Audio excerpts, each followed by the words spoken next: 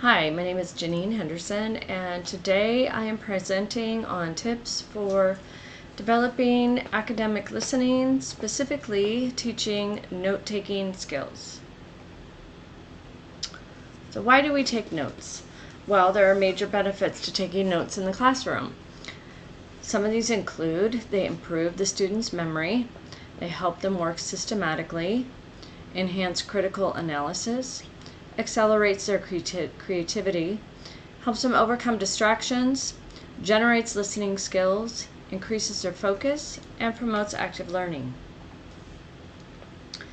How can teachers assist students in lectures and taking notes more efficiently?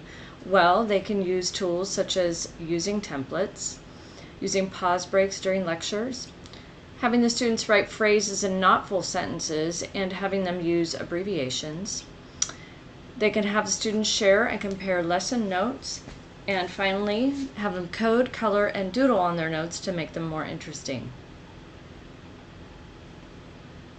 So first of all, I found this template online, and it's just a generic template, but it's one that the teachers can pass out for any lecture. It doesn't really take any work on their part. You can have the student fill in maybe some keywords that you're going to be discussing during the lecture, or you could just have them try and figure out what the keywords might be, and then next to those you can add notes, and at the bottom a summary. You can also, like I said, make these filled in for the students, that way they know what to focus on during the lecture. Maybe vocabulary or some key points that you're going to be discussing that might be tested later.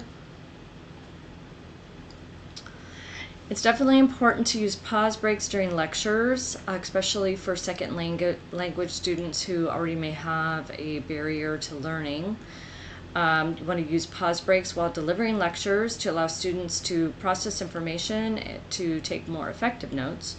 So just remind yourself during a lecture to take pauses and slow down, maybe give the students a chance to give you a signal that they're ready for you to keep talking. While they're if they're writing, then maybe they get to stop, put their pencil down, and then you can maybe start again with the lecture. In order to save time and to make the note-taking more efficient, you want to have the students practice writing phrases and not full sentences. Have them record the keywords, and have them skip words like a and the that don't add any additional meaning to the lecture content. And also maybe reiterate that you want them to take the notes in their own words with paraphrasing and summarizing.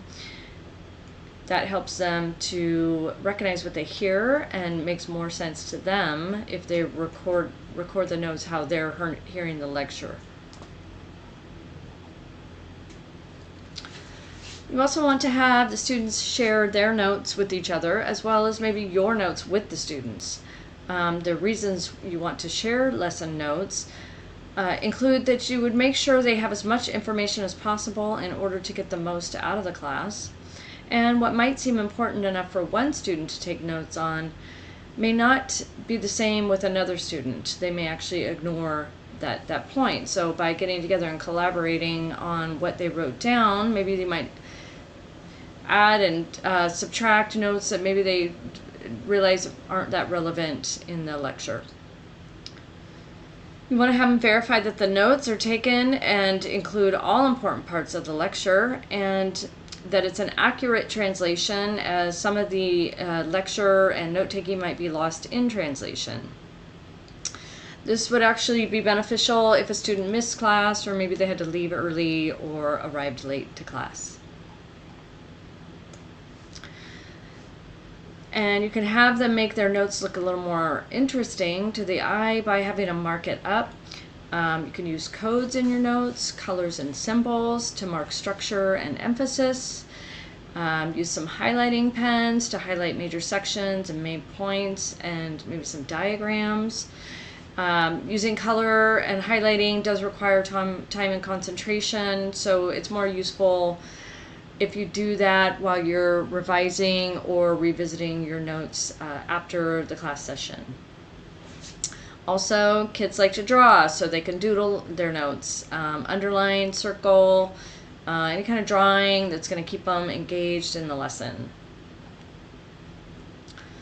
So one suggestion too, if a student is struggling with the course, maybe after class, outside of class time, set up a meeting, ask them to bring their notes that they're taking in class.